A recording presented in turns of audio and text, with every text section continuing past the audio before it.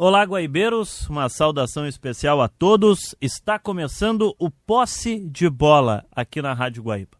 E o Posse de Bola, o programa que conta a história de quem tem história para contar. Porque já diria um ex-colega nosso, né, o Cristiano Silva, só conta história quem tem história para contar. E eu falei para ele que depois que ele saiu da rádio eu segui usando a frase no programa. Então isso ele já sabe. O Posse de Bola está começando, hoje com o nosso convidado especial, já farei a apresentação do nosso convidado, mas eu quero dizer que o Posse de Bola sempre com o apoio de Banrisul. Posse de Bola com oferecimento do Banrisul, Banriway, a nova conta para crianças e adolescentes do Banrisul. Então vai no app Banrisul e acompanha lá, pode fazer por ali o cadastro no Banriway. Eu tenho Banrisul, então eu uso direto o Banrisul. Mas para crianças e adolescentes tem o Banriway do Banrisul conosco aqui no Posse de Bola. O Posse de Bola que você também acompanha no nosso Spotify, Guaíba Esporte. Lá você pode acompanhar o episódio que estamos tratando agora e os demais episódios também. Você pode nos acompanhar no nosso canal de YouTube, exclusivo do esporte da equipe da Guaíba. Guaíba Esporte lá no YouTube. E o nosso convidado, para a gente falar bastante do lado do Internacional. Conselheiro, daqueles conselheiros que eu chamo de atuantes. Eu tenho não é uma crítica, mas uma definição para conselheiros. Tem conselheiro que é só conselheiro para ser para bonito.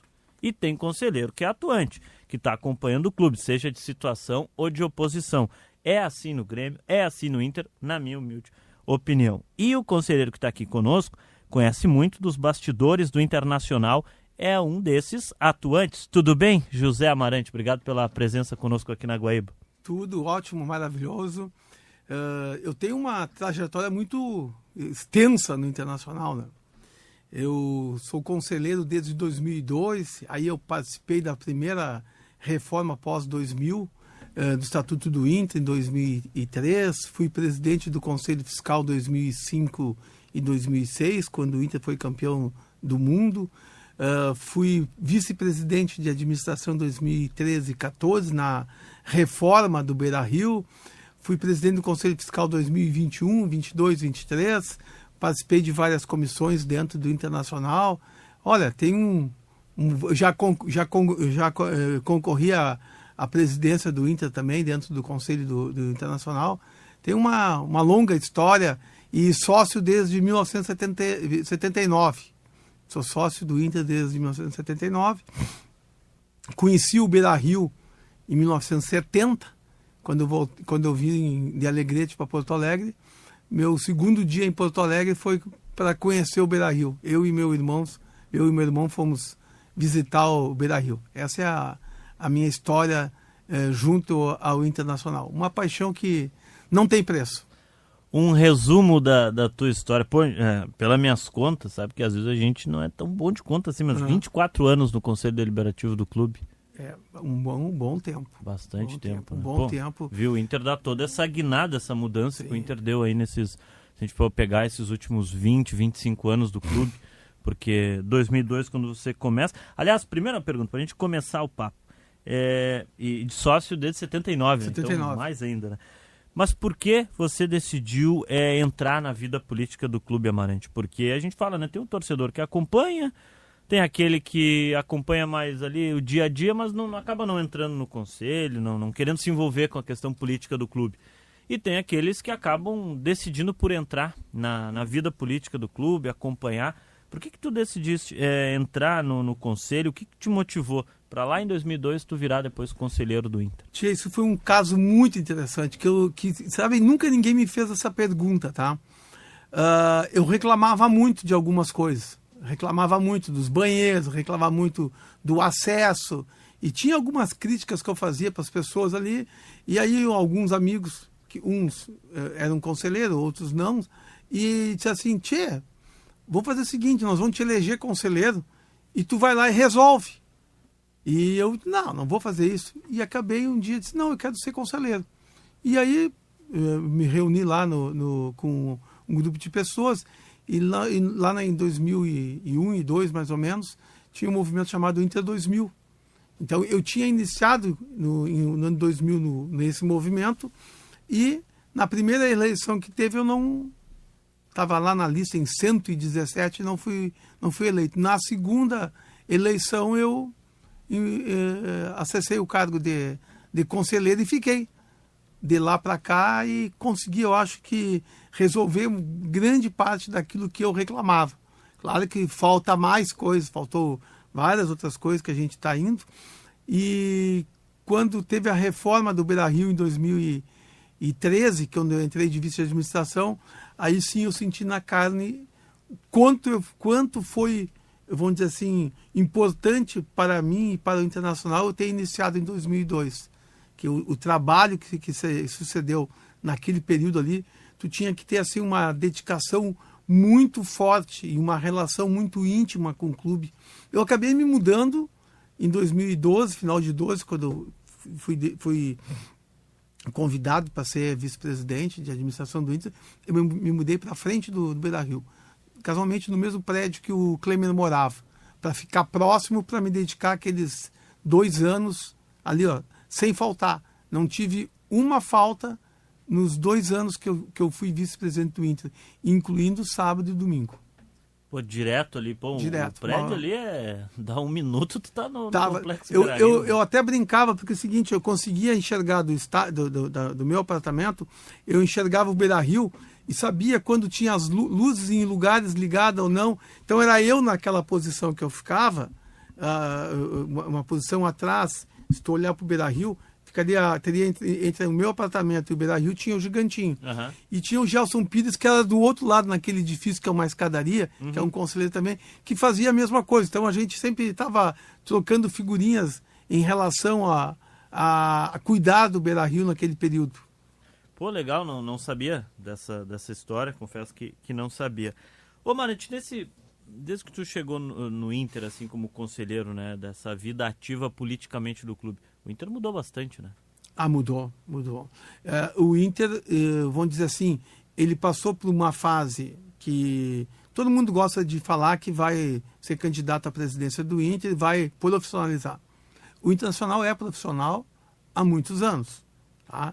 E a gente nota que ele vem evoluindo na questão da profissionalização. Cada ano que passa ele vai melhorando. E as pessoas os conselheiros reclamam daqueles conselheiros que não são remunerados, que ficam no clube fazendo, às vezes, de diretores remunerados, tá? E a maioria reclama daquela gente, dizendo que aquela gente atrapalha. Eu entendo que aquela gente se dedica, aquela gente se doa, entendeu? Então, esses conselheiros são conselheiros que a gente tem que agradecer, independentemente dos resultados que eles tenham, que o clube recebeu no período que eles estavam. Essas pessoas merecem o nosso respeito completo, tá? Mas a evolução, nós passamos de um estádio que era um estádio simples para um estádio moderno, totalmente reformulado. Vamos dizer assim, o nosso centro de treinamento não é aquele que nós desejamos, mas ele é, vamos dizer assim, muito bom para o momento que nós estamos. O nosso CT da base é um CT razoável para mais, não é nosso, é distante. O que peca é o fato dele estar muito distante do futebol profissional. Tinha que estar mais próximo. Tinha que estar mais próximo. Quando era o Beira-Rio antigo, vamos dizer assim, que tinha os suplementares ali, que a base treinava do lado dos profissionais, acho que era diferente, né? O próprio Abel chegou a falar sobre isso. Isso é um saudosismo muito grande da gente, no sentido de que ali estava tudo próximo, mas era tudo arcaico, tá? A condição de moradia, a condição de alimentação, a condição de preparação física era muito ruim. Então, a gente tem que separar a parte de ser saudoso em relação àquilo com a evolução, tá?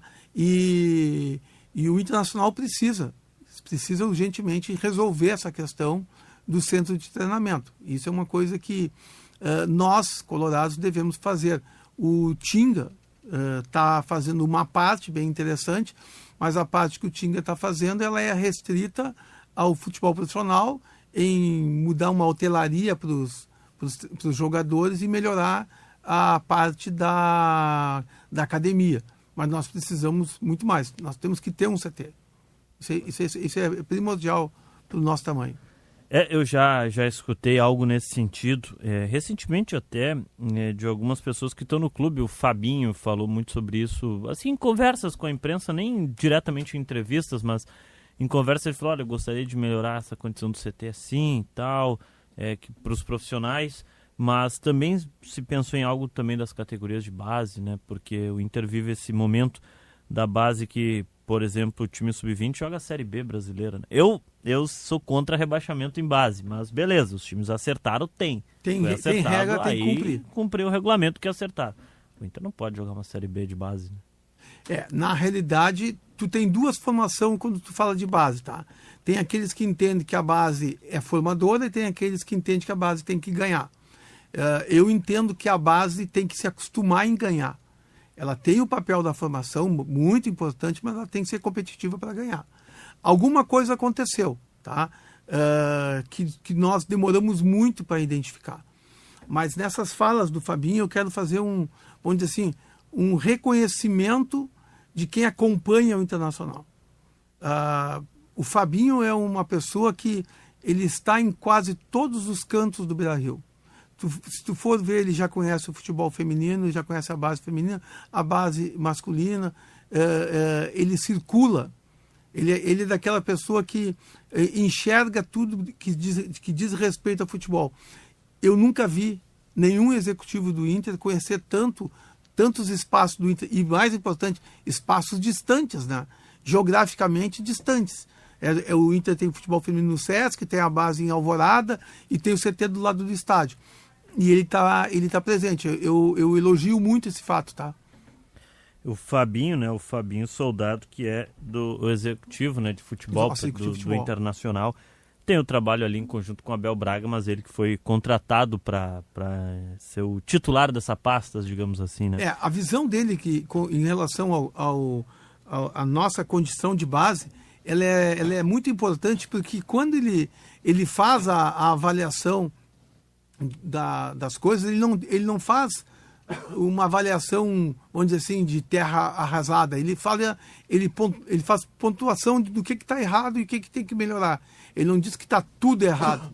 E isso é importante. É importante a gente reconhecer que aquilo que nós temos, muitos clubes não têm, mas nós podemos melhorar. E esse é o desafio, de estarmos sempre pensando em melhorar. Cada ano que passa tem que dar uma melhorada, tem que atualizar. Tem uma série de coisas que nós precisamos fazer. Não podemos aceitar ficar estagnados.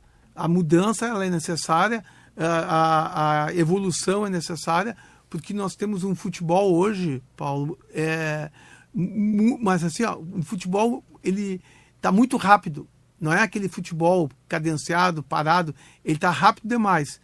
E aí tu tem que ter todo o sistema de fisiologia, de preparação física, de musculação, de não sei o quê, para deixar os jogadores numa condição melhor e para enfrentar isso, né? Esse é o Posse de Bola, aqui na Rádio Guaíba, recebendo o conselheiro José Amarante, do Internacional.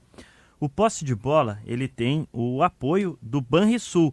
Banriway do Banrisul é a conta gratuita que incentiva a educação para crianças e adolescentes com o controle dos pais pelo app, lá no aplicativo do Banrisul. Acesse aí na loja virtual do seu celular e aproveite. Baixa o Banrisul, aplicativo do Banrisul, o Banriway, para você acompanhar Banrisul conosco no Posse de Bola. A produção é do Carlos Eduardo Torres, são 3 produtores. Carlos Eduardo Torres, Haroldo Santos e Juan Viana.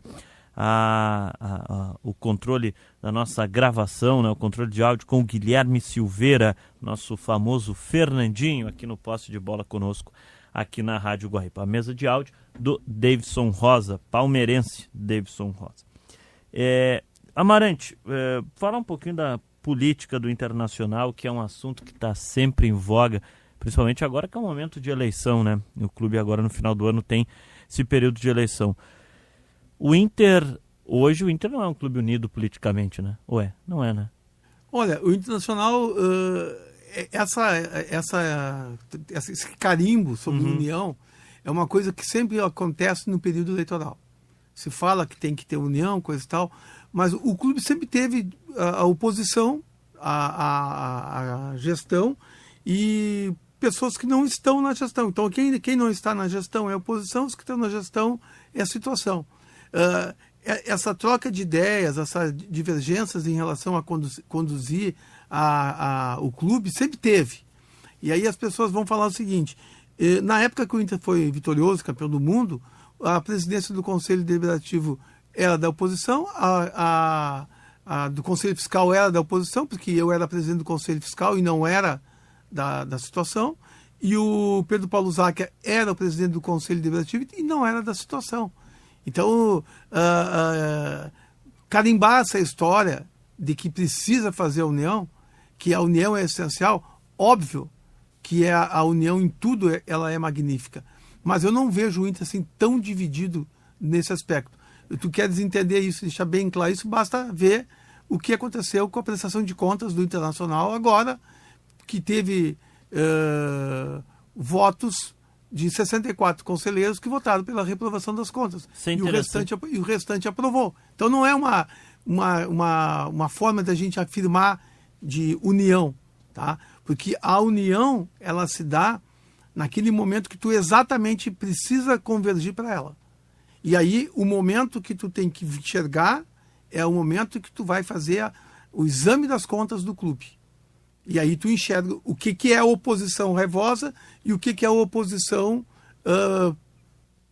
por troca de ideias. Uhum. E quando o clube está em primeiro lugar, tu tem que pensar no clube. Esse teu relato é interessante, Amarante, porque a gente sempre que pergunta assim, aos conselheiros sobre o Inter ser ou não um clube político, unido politicamente, o pessoal traz a sua visão, mas é a primeira vez que eu ouço esse lado, pelo menos o teu, trazendo assim de... A divergência, às vezes, ela pode ser uma questão de ideias, não diretamente se é meramente oposição ou situação, mas ideias em algumas situações. E aí tu usa o exemplo, né, as contas da gestão em 2025, elas foram aprovadas pelo Conselho Deliberativo nessa última semana, sem ressalvas. Foram aprovadas, inclusive o Conselho Fiscal tinha sugerido, digamos, que fosse aprovada com ressalvas e aconteceu pela aprovação sem ressalvas. Você votou nessa aprovação sem ressalvas, no caso, ou você votou contrário ou para aprovação com ressalvas? Como é que foi? Eu votei pela aprovação com ressalvas. Com ressalvas. Como funciona esse processo, para ficar claro? Funciona da seguinte forma: é um entendimento que o Conselho Deliberativo do Inter tem há bastante tempo, tá? Que tu faz o seguinte: quando tem a votação pela aprovação e a aprovação por ressalva, tu soma esses votos. Aquele que foi vitorioso, vamos dizer, teve mais voto pela aprovação, tu soma tudo e fica aprovação. Se teve mais voto pela aprovação com ressalva, a aprovação fica com ressalva, somando os votos. Uhum. E os votos pela reprovação sempre ficam separados. Então, na realidade... em 3, no caso. São 3... A votação é em 3 fases. Tu aprova com ressalva e reprova. Sendo que aprovar com ressalva e aprovar, tu soma e permanece aquela que fez mais voto. Perfeito. E isso é um ponto interessante, porque não conhecia, não sabia diretamente que fosse assim. Talvez quem esteja nos ouvindo em casa, o torcedor colorado, talvez também não faça ideia. Então são 3 possibilidades ali, são 3 divisões, mas aí tu soma e une o das aprovações, seja com a ressalva ou sem a ressalva. E o que tiver mais voto leva o termo final. Aprovação total ou aprovação sem ressalva ou aprovação com ressalva. E foi 111 votos, se não me engano, para aprovação total, né? Para aprovação sem ressalvas. E depois, se eu não me engano, foi 80 e poucos com ressalva. 87, talvez. E aí somou e esses dois, as contas ficaram aprovadas sem ressalva. Desde 2015 que o Inter não tinha aprovação sem ressalvas nas suas contas, né? 2015 foi o primeiro ano da gestão Pífero, que acabou sendo aprovada sem as ressalvas. 2016 as contas foram reprovadas, né? E aí nos outros anos acabou sendo aprovadas com ressalva. Isso é importante para o clube, né? A tua opinião sobre, dentro dessa aprovação, o Inter fecha o 25 com um superávit de 9 milhões de reais, pelo menos no que foi apresentado a nós. É que assim, quando tu faz a prestação de contas, tá? Tu aprova ela contabilmente. Contabilmente teve um superávit de 9 milhões e alguma coisa. Uhum. Tá? O que chama a atenção, e aí tem que ficar frisado isso, e eu sempre deixo bem claro, que desde 2002, quando eu entrei como conselheiro, até hoje, todas as contas do Internacional tiveram, vamos dizer assim, o mesmo formato do ser contabilmente aprovadas, tá? Mas o endividamento, que é o que mais preocupa, ele vem crescendo ano a ano e passou por todas as gestões. Não tem uma gestão que não fez a mesma coisa que a outra gestão. O que seja, gastar mais do que arrecada. E aí tu ouve assim, teve 700 milhões de reais e uma despesa de 700 mil, então bateu. Não bate, porque uma coisa é o orçado, tá? E a outra coisa é o que efetivamente aconteceu da parte financeira, tá? Que é o ingresso de dinheiro. Então, dinheiro que tu pode disponibilizar e que tu pode discutir mês a mês para fazer os encontros de despesas com o que tu entrou, é uma coisa. A outra é quando tu diz que vai vender atleta, e essa venda de atleta, que não ocorre todos os meses, mas nos períodos de fase de abertura de venda de atleta, ela já ocorre mais no final do ano, para agosto a dezembro. E o que isso faz? O desequilíbrio financeiro que tu teve durante os primeiros meses, tu acaba buscando dinheiro em banco. E aí, quando chega o dinheiro do atleta que tu vendeu, quando retorna ao deságio do dinheiro em função dos empréstimos que tu fez. Então, hoje o Internacional tem um endividamento bancário de algo em torno de 180 milhões, tem um endividamento de impostos de 350 milhões, mais ou menos isso, e uns 300 milhões entre dívidas com clubes, com atletas, essas reclamatórias trabalhistas todas que nós temos aí. Isso dá aí um endividamento de 900 milhões e alguma coisa. Então, o grande desafio que o Internacional tem é como resolver o endividamento. De isso que forma... fica provavelmente para a próxima gestão. Sim, a próxima gestão vai ter... Quem assumir em 2027 tem que lidar com isso. Só que tu não pode pensar em lidar com isso lá em novembro e dezembro, que é o período de eleição. Tu tem que, desde agora, começar a buscar alternativas e, desde agora, começar a pensar sobre isso. Por isso que, quando as pessoas me perguntam, tu é candidato à presidência? Eu digo, sou candidato. E estou trabalhando, desde agora, para buscar um mecanismo que possa enfrentar esse endividamento. Porque como que tu enfrenta a dívida? Tem duas formas. Tu paga ou tu alonga. Se tu paga, é porque tu teve recurso. Se tu alonga, é que tu quer colocar ela no teu fluxo de caixa. E tu tem que adequar isso. E tu tem que tirar a venda de atleta do fundo de caixa. Então hoje, se eu for perguntar aqui no Posse de Bola da Rádio Guaíba, José Amarante é candidato à presidência do Inter, a tua resposta seria? Sim, sou candidato. Eu sou candidato do Internacional buscando resolver e tentar apresentar e levar adiante com os meus parceiros de conselho, tá? Propostas para esse enfrentamento. Não é cedo... Eu vou lhe fazer a pergunta porque eu ouço isso de muitas pessoas, que a gente vai ouvir nos bastidores. Vivemos o ano passado a eleição presidencial do Grêmio, agora vamos viver a do Inter. E o pessoal sempre fala, não, mas é muito cedo para botar o bloco na rua, digamos assim, no português, né, para se alçar a candidato, é muito cedo. Não é muito cedo, Amaro? Olha, vamos fazer uma avaliação bem clara. Quem é o presidente hoje é o Alessandro Barcelos. Ele não pode renovar no final do ano. O estatuto não permite que ele faça. Então, o trabalho dele é fazer o que o Inter precisa fazer. Ele não tem preocupação com a eleição. Nenhuma. Então, eu até admitiria ser cedo, porque tu pudesse assim, gerar um conflito em função de que o presidente está buscando a reeleição. Tá? Então, tira isso. Não tem essa. O que tem são ideias que todo mundo estão concorrendo. O que eu acho estranho, tá, é as pessoas não assumirem a sua posição.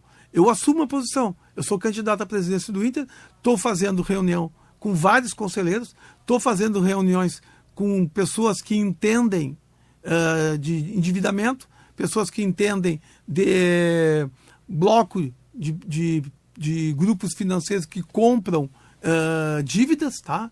E aí estou buscando com isso ideias para levar adiante e apresentar. Eu não vou poder fazer isso lá em novembro e dezembro. Ninguém consegue. Ou tu planeja com antecedência, ou é mais um que vai vir para, vamos dizer assim, eu vou iniciar o ano que vem, aí eu vou pensar. E tem uma coisa mais importante, né? Tu tem que estar preparado para os teus 4 primeiros meses.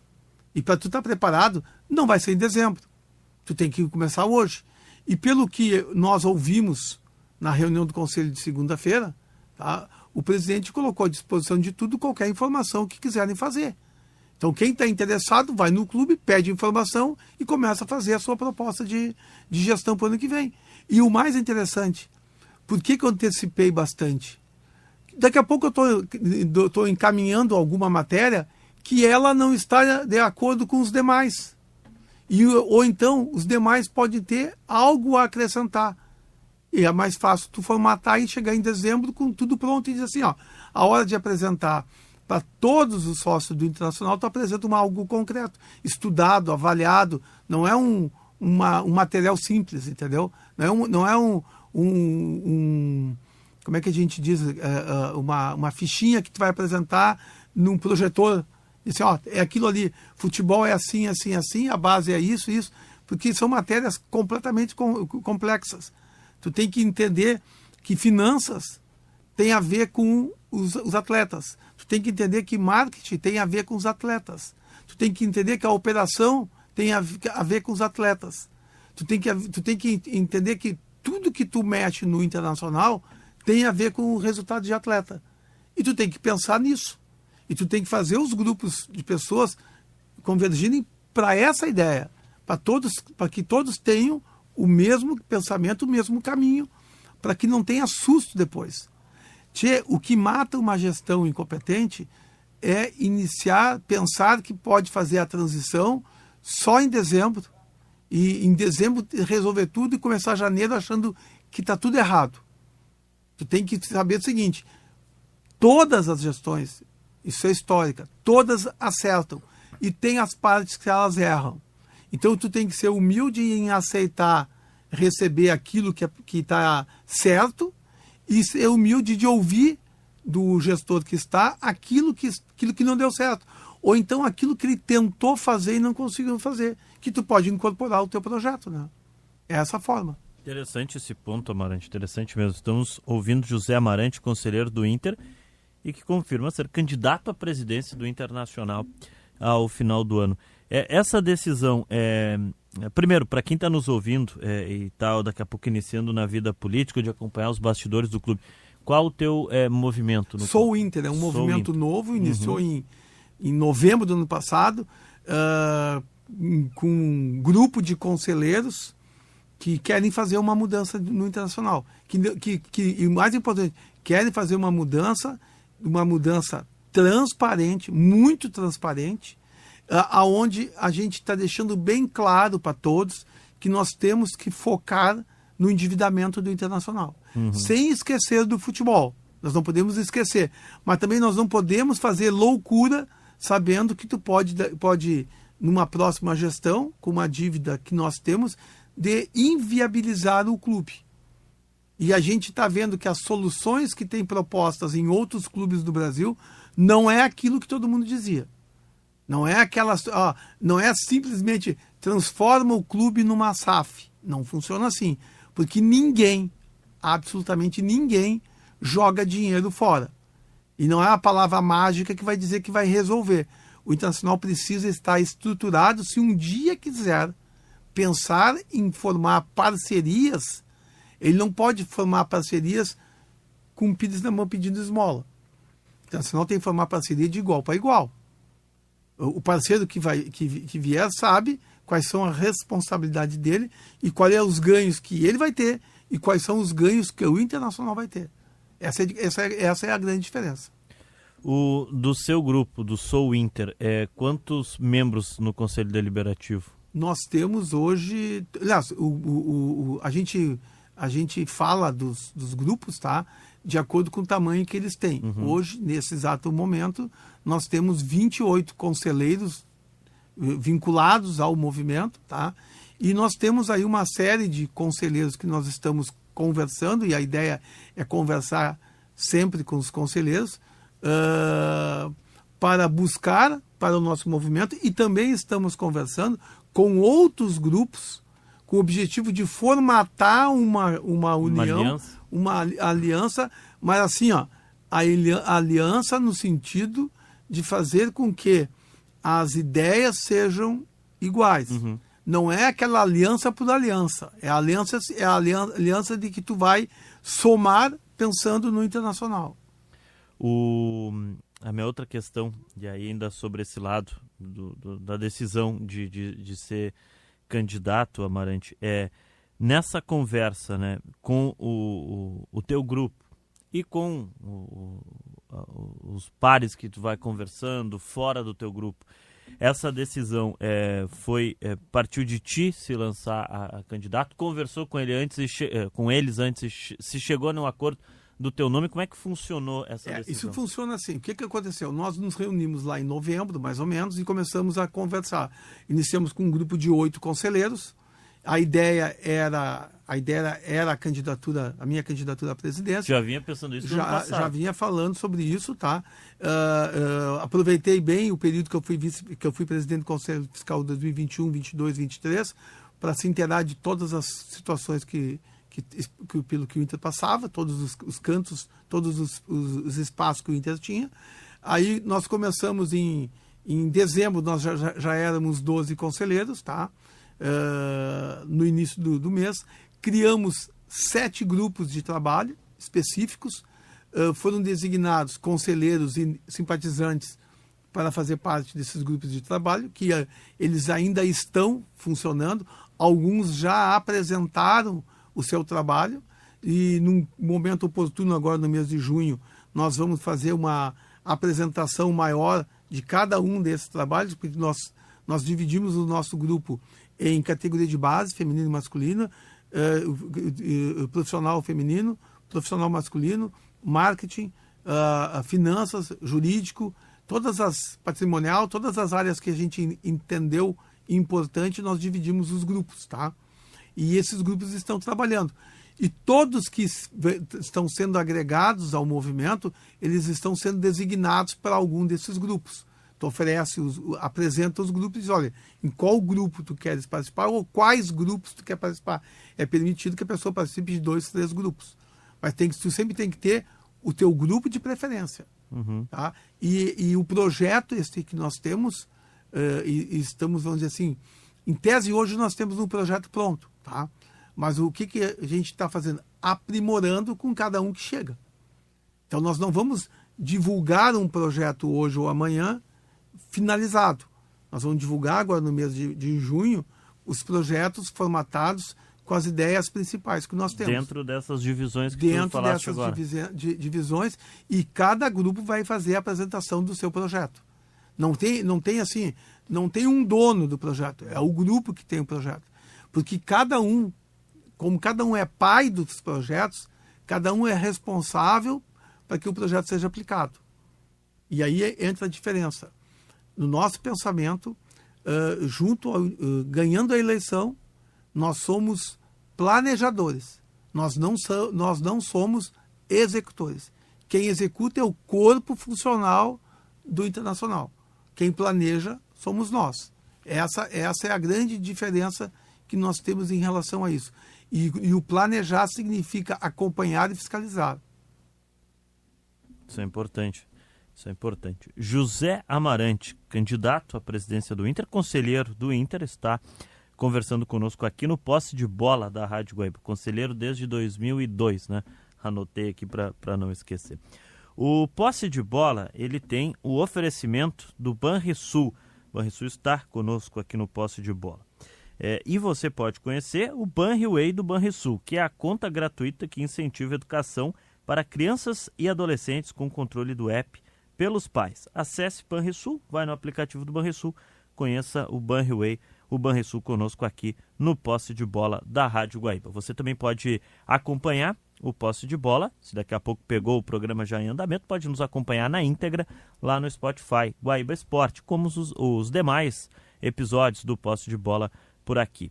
E também pode nos acompanhar através do YouTube, Guaíba Esporte. Hoje, o Posse de Bola com José Amarante, conselheiro do Inter e candidato à presidência do Internacional. Ô Amarante, estamos em maio, né? E o Inter, nessa temporada, eu vou linkar, porque a gente está falando do Banrisul, muito tempo foi patrocinador master do Inter, agora ainda é patrocinador, mas não é o master, né? O ano passado, o Inter foi para uma casa de aposta, acabou a casa de aposta não conseguindo cumprir o que prometeu com o clube, deixou basicamente os dois clubes de destaque na mão, mas o que nos causa estranheza é que pela primeira vez aí em 20 e poucos anos, vamos colocar assim, o Inter não tem um patrocinador master na sua camisa, com a temporada já indo para metade. Qual a tua opinião sobre isso? E foi falado no conselho, o que é dito da gestão para os conselheiros sobre isso? Porque o torcedor nos pergunta muito, poxa, quando que o Inter vai ter um patrocinador master? O Inter está fechando um patrocinador master, não vai? Então, para a gente entender melhor nos bastidores, o que é falado sobre isso? Olha, na reunião do conselho, tá, o próprio vice-presidente de marketing falou sobre os ganhos que o marketing internacional teve sem o patrocinador, tá? Que manteve o equilíbrio financeiro. O quadro social é um grande patrocinador do Inter, digamos assim, né? O quadro com sócios, sim, né? o nosso quadro social vamos dizer assim, hoje está em torno de 9 milhões de reais. O quadro social é magnífico, o quadro social do Internacional. E o patrocinador master, o que se diz, tá, é que há uma dificuldade de ajustar algum patrocinador, em função pela crise que teve. E uma coisa também que a gente tem que levar em mente, tá, é que os patrocínios das empresas, e aí eu vou fazer uma crítica, tá, e levem como entender que eu não vou me esconder. Empresas sérias, elas planejam o investimento em publicidade, entendeu? Então, no meio do caminho do ano, sem ter um orçamento próprio para isso, a maioria das grandes empresas não faz isso, entendeu? As casas de apostas, elas vieram de sopetão, de qualquer jeito, entendeu? Então, é um patrocínio surpresa. E o Banrisul, quando o Banrisul mantinha o patrocínio com o Internacional, era uma coisa planejada anualmente. Todos os anos, o patrocínio do Internacional, o Banrisul examinava, conversava, tanto com o Inter quanto com o Grêmio, para fazer esse patrocínio. Não era uma maravilha, mas para nós era muito importante. E em várias vezes, em 2013 e 2014, que eu posso afirmar, apareceram outros patrocinadores. E lá na época se manteve o Banrisul, mesmo pagando menos em relação a alguns que apareciam, porque a gente sabia que o Banrisul era, vou dizer assim, quase que para sempre. Tinha fidelidade, era a garantia do que teria aquele recurso. Uhum. E as bets, não, as bets elas estão nesse mundo, vai e vem, e ficou assim. Eu acredito que, pelo que eu pude buscar de informação, tá, que em breve nós teremos um patrocinador master. Depois da Copa ou antes da Copa? Isso é outro fato que marca, tá? A Copa dividiu o ano em dois, tá? Então ninguém vai fazer qualquer tipo de movimento sem ver como a Copa vai funcionar. Então porque quem patrocina quer ganhar, e ela precisa ganhar com algo sério. E se tu tem uma receita boa para botar hoje em patrocínio, tu não vai botar em clube, tu vai botar na seleção. Porque a gente está falando de valores extremamente altos. Então, o que acontece? Depois da Copa, é quase certo que nós vamos voltar a ter um patrocinador. Porque daí se volta como era antes. E mais ainda, tem outro detalhe. Nesse período, os patrocínios aumentam. Mas aumentam para a Copa. Se o Internacional tivesse jogadores brasileiros que fosse convocado, seria diferente, né? Nós não temos jogador convocado. Jogadores brasileiros, nós não temos. Então o patrocinador não enxerga direito isso. Não adianta ter jogadores estrangeiros que os patrocinadores são diferentes. Não são os mesmos nossos e dos outros países, né? Então tem que pensar e entender isso. Não é assim. E dinheiro é uma coisa muito séria. Não cai do céu, tem trabalho e tem que ter retorno. Ninguém te dá dinheiro de graça. Se alguém te deu dinheiro, é porque ele quer um retorno. Então não existe esmola. Existe uma coisa. Se eu patrocino o Inter, é porque eu estou pensando que eu vou ter um retorno financeiro ali na frente. O que foi apresentado, então, para os conselheiros, que se está negociando, se está recebendo propostas, mas tudo depende de variáveis. É que, na realidade, nessa minha fala, tem mais coisas que eu avalio do que propriamente foi dito. Tá? O que foi dito na reunião, se eu não me enganar, é de que as receitas do marketing se mantiveram através de outras formas de investimento, sem o Master. Se nós tivéssemos o Master, seria uma maravilha. Então, o que aconteceu? A própria relação do clube nesses meses agora dificultou algum ingresso de receita, porque tu perdeu, era 50 milhões, se eu não me engano. Então tu perdeu esse valor e isso afetou o nosso orçamento. Então se criaram outros mecanismos de busca de receita, mas não do Master. E eu creio que no meio, eu visualizo tranquilamente que no meio do ano, depois da Copa, nós teremos um patrocinador. Pois é, esse é um assunto que sempre acaba estando em questão quando não se tem, né, que é o patrocinador Master. O interessante no caso do Banrisul, até você citaste o exemplo, né, que mesmo que saiu do Master, ele não deixou de ser patrocinador do clube, parceiro do clube, né? Só não é mais na condição de Master, né? O Banrisul sempre foi um parceiro do clube e tem que se ressaltar isso, de todos os clubes gaúchos, ele é um parceiro, tá? E o Banrisul sempre teve naquilo que fosse possível. As discussões para aumentar o patrocínio com o Banrisul, na época que eu estava de vice-presidente, que eu acompanhava lá as andanças disso, era sempre uma situação pensando no benefício. E há benefício. O Banrisul sempre teve, vamos dizer assim, uma lucratividade baseada em cima dos torcedores, tanto da dupla Grenal como geral, né? O Posse de Bola, falando em Banrisul, né, tem o oferecimento, o patrocínio do Banrisul, Posse de Bola com o oferecimento do Banriway, a nova conta para crianças e adolescentes do Banrisul.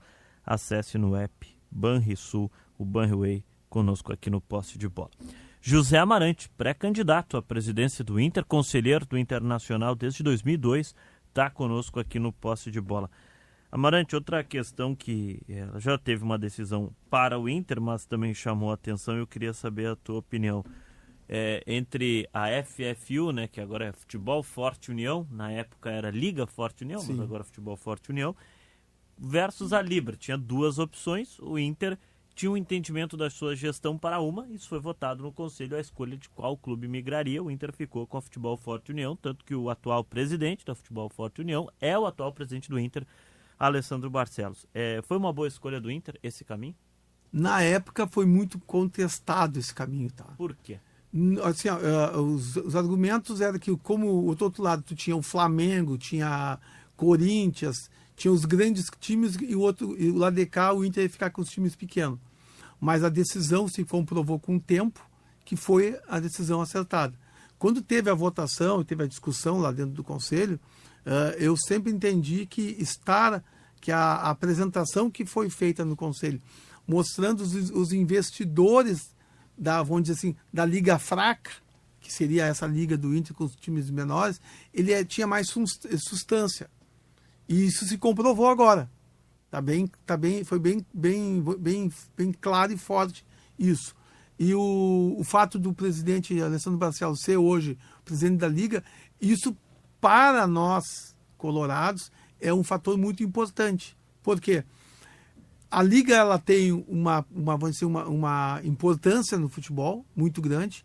Provavelmente daqui a um tempo o presidente da CBF vem falando em unificar as ligas, tá? E o fato de nós estarmos ali, vamos dizer, no comando de um lado, é importante para a defesa dos interesses do Internacional. Eu vejo isso como muito salutar. Mais compromisso para o atual presidente, mas ao mesmo tempo é importante para o Internacional não abrir mão disso. Da mesma forma que lá atrás nós tínhamos o Clube dos 13, que nós tínhamos o Fábio Koff como presidente e o Fernando Carvalho como tesoureiro. Era extremamente importante para a dupla Grenal ter esses dois, vamos dizer assim, gestores de futebol no Clube dos 13. Hoje eu enxergo da mesma forma. Acho positivo o presidente do Inter estar no comando da Liga. Então, você, por exemplo, daqui a pouco, se tem a condição de ser presidente do Inter, não sairia da Futebol Forte De União. jeito nenhum. Acredito que vai ter a união dos movimentos para ter um futebol diferente aqui no Brasil? A união dos clubes. Dos clubes. Tu acreditas que isso é possível? Olha, eu vou dizer o seguinte, é possível, tá? Mas aí o Flamengo tem que ceder bastante, tá? E o Flamengo, ele não cede em nada. Não é à toa essa briga com o Palmeiras, tá? O Flamengo, e aí é uma situação diferente, que é o Rio de Janeiro, tá? O Rio de Janeiro sempre foi, mesmo não sendo a capital do Brasil, mas foi a capital, então mantém toda aquela estrutura de que tudo tem que ser de lá. Então o Flamengo, isso que eu estou falando, não é só a posição, a minha palavra, é o pessoal, é do Vasco, é do Fluminense, é do Botafogo, que também reclama sempre do Flamengo, porque o Flamengo sempre se tem uma coisa, ele tem que abocanhar mais que os outros. E tu precisa manter um equilíbrio no futebol. E aí que eu acho que a CBF vem vai vir fazer o trabalho certo, que é dividir os bolos de dinheiro para tu melhorar o futebol. E a forma de melhorar é tu beneficiar todos os clubes, não um só. Pois é. Isso é interessante, a gente vai estar acompanhando, porque reflete, claro, diretamente aqui na dupla Grenal, né? E na nossa competitividade. Tu disse que tem uma coisa importante, que é o fair play financeiro que a CBF criou, né? Sim. E os clubes têm que estar atentos que já existe, vai ter mais 2 avaliações esse ano, e o ano que vem vai ficar restrito a 70% das receitas. Então, o clube não vai poder, vamos dizer assim, passar disso. E pelo que eu ouvi do presidente da CBF, do grupo de assessoramento, tem um grupo que trata disso, que eu não lembro o nome agora, eles não vão perdoar. O clube vai tomar punição. Sim. Inclusive com condições de não poder contratar jogador. Isso é importante, né? O Amarante, a gente está conversando de muitas situações aqui, né? E ouvindo o teu ponto. E nós temos ainda mais 7 minutos, está passando voando o papo, Amarante, mas temos mais 7 papo minutos. Bom, vai rápido. Vai rápido, né? Vai rápido. Para quem tem história para contar e experiência como tu tens, passa voando aqui para a gente que está acompanhando. Sobre SAF, o que já foi falado no Inter? Não diretamente só a SAF, mas alternativas financeiras para o clube. Porque do jeito que tá ruim. E tu destrinchaste bem aqui, que eu anotei as 3 partes da dívida do Inter. Deu para perceber que estás bem por dentro e destrinchaste elas bem. Mas alternativas futuras. A SAF, ela já chegou a ser falado algo? Eu sei que tem um grupo de estudos, né, analisando alternativas. O grupo de estudo aparentemente já concluiu e está para fazer a entrega desse estudo. Ainda não foi entregue aos conselheiros? Não foi entregue aos conselheiros ainda. Quando esse estudo estiver pronto, nós vamos entender o que tem de alternativa para resolver a questão do Internacional.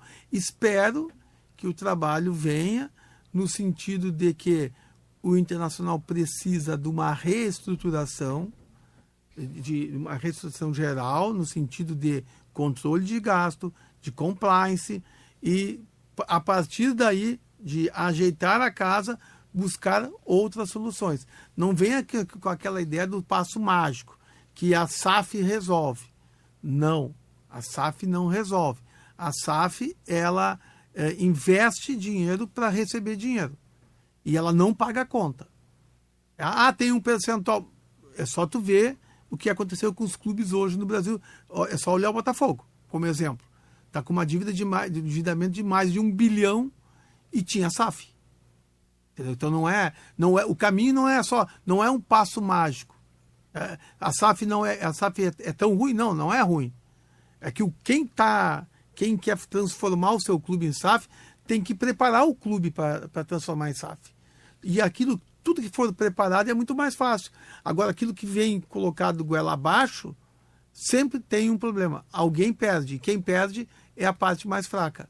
E o outro detalhe, Paulo, que tem que ficar muito claro, é o fato de que o nosso clube tem estádio, o nosso clube tem torcida, e isso é um fator dificultante para as SAFs, porque todas as SAFs do Brasil, básica, praticamente quase todas, foram em cima de clubes que não têm clube, não tem estádio e não tem torcida que nem a nossa. Perfeito. Isso é interessante, a gente acompanha esse movimento porque é justamente nessa linha, né? Porque se pinta no Brasil a SAF como a salvação da lavoura, né? Ou se pintou, pelo menos, no momento em que a gente viu migrar Bahia ali, uma SAF, mas com um clube empresa, com o Grupo City, o Cruzeiro, o Botafogo, tu citastes, o Fortaleza. Fortaleza é uma SAF que tem ainda uma porcentagem com sócios, né? É mista. O Fortaleza é a mista. E é interessante o projeto do Fortaleza, mas não evitou a queda do Fortaleza também, né? Não evita. É que tem uma coisa maldosa, tá? Não interessa a SAF que tu faça. O resultado de campo, ele massacra tudo. O que a gente vive no futebol, a gente vive o resultado de campo. E não tem como tu pedir para a torcida aceitar um tempo de trégua. O resultado de campo. Porque nós vivemos uma polaridade. Tá? O Grêmio ganha, eu sofro. O Inter ganha, o Grêmio sofre. Entendeu? E isso que está... E assim, ó, se tu lembrares juridicamente, tá? Eu sou, além de empresário, eu sou advogado, e teve um problema lá atrás. Quando a tal da recuperação judicial. Sim. Que tudo que a empresa queria fazer recuperação judicial. Só que esquece que na recuperação tem regras claras e essa recuperação é controlada por um juiz. Entendeu? Então, já não se ouve mais falar tanto. Por quê? Porque tem um regulamento rígido. E aí, quando a lei iniciou, oba, é a mesma coisa da SAF. Agora a tendência da SAF ela é a se organizar. E para ela se organizar, os clubes precisam ficar organizados. Então é o fluxo. Foi lá o Botafogo, foi campeão e chegou a SAF. Agora voltou para o que era antes. E voltou para um buraco maior. Esse é o problema. Que tu estava num buraco, aí veio a SAF, tu subiu, saiu daquele buraco, e quando tu viu a queda te botou num buraco mais fundo que tu estava antes. E é a adequação. Os clubes precisam se adequar. Aí tu precisa ter estatutos mais rigorosos, tem que haver punição para os dirigentes, porque os clubes de futebol, eles não têm dono. O dono deles são os associados. E o coração deles são os torcedores. Então, quando tu mexe com o teu clube, tu mexe com o financeiro do associado e mexe com o coração do teu torcedor. Vê a grande dificuldade que é de tu enfrentar isso. Porque quando tu diz que é coração, tu não está usando o cérebro. Tu usa o coração. E coração é paixão. E a paixão sempre foi fulminante. Ela não é meio termo. Paixão tu te apaixona ou se desapaixona. E futebol, e o torcedor tem esse pensamento. E é o correto, porque eu também sou torcedor. Eu também me irrito. Eu também fico feliz. É a paixão, é o fluxo, é o peso da balança. José Amarante, conselheiro do Inter, candidato à presidência do Internacional, aqui conosco no Posse de Bola. Olha, o tempo passou voando, nós temos mais 2 minutos, Amarante, e eu quero deixar o seguinte para alguma considerações finais tuas, porque falaste aqui com a gente de ser candidato, e explicou o motivo por que tu já fala abertamente que tu é o candidato, das conversas com o teu grupo, né, que eu sou Inter, com outros conselheiros, outros grupos. Então deixo a consideração final a ti, porque o Posse de Bola passou voando o tempo. Que bom. Deixa eu te explicar uma coisa assim. Eu sou uma pessoa que gosto de desafio. A enchente destruiu a minha empresa. Acabou com ela. Nós ficamos um bom tempo com 2 metros de água, 20 dias com 2 metros de água. E tivemos que recomeçar. Então nós produzíamos X, quando nós voltamos, nós dobramos a produção, nós exportamos para os Estados Unidos, estamos agora entrando para a Europa, entrando na África, e o desafio me alimenta. Eu gosto de trabalhar bastante, eu acordo muito cedo, durmo cedo, faço o meu dia render muito, e agora eu quero me dedicar ao internacional. Resolvi esse assunto já na família, minha esposa, meus filhos, minha filha, até a minha neta já concordou, ela tem 9 meses, mas ela disse que sim, vô, tá? E que é o caminho, é o momento que eu estou pronto para o internacional. Já tive isso em 2013, 14, que eu acabei me mudando para frente do Beira-Rio, tá? E a hipótese de se eu virar presidente continua a mesma hipótese, daqui a pouco eu me mudo para frente do Beira-Rio de novo, se isso acontecer, tá? Mas é isso, eu tenho disposição e trabalho aqui não, o trabalho nunca me atrapalhou. Pelo contrário, eu me alimento trabalhando. É a coisa mais importante para mim é o trabalho. José Amarante, conselheiro do Inter, candidato à presidência do Internacional, conosco aqui no Posse de Bola. Queria te agradecer pela presença conosco aqui, pelo papo nesse programa. Passou voando, né? Foram 50 minutos que passam voando, Amarante. Mas queria te agradecer mais uma vez por estar aqui conosco no estúdio da Rádio Guaíba. Ao longo do ano, conforme for chegando também mais da eleição, certamente estarás mais vezes aqui conosco. Eu te agradeço muito, Paulo Nunes, e vou dizer assim, ó, a tua condução foi magnífica. Por isso que o papo foi bom também. Não é só o entrevistado. O condutor tem que saber fazer. Obrigado. Parabéns. O Posse de Bola, com o oferecimento do Banriway, a nova conta para crianças e adolescentes do Banrisul, vai ficando por aqui. Banrisul conosco aqui no Posse de Bola, nosso apoiador do programa. Repito a você, lá no Spotify, Guaíba Esporte, fica disponível este episódio, como os demais também, assim como lá no nosso YouTube, no canal exclusivo do Esporte da Guaíba, o Guaíba Esporte, lá no YouTube. A gente volta na próxima semana com mais um convidado especial aqui no Posse de Bola, ou a qualquer momento lá no Spotify e no YouTube. Guaíba Esporte para ambos. Obrigado, gente. Tchau.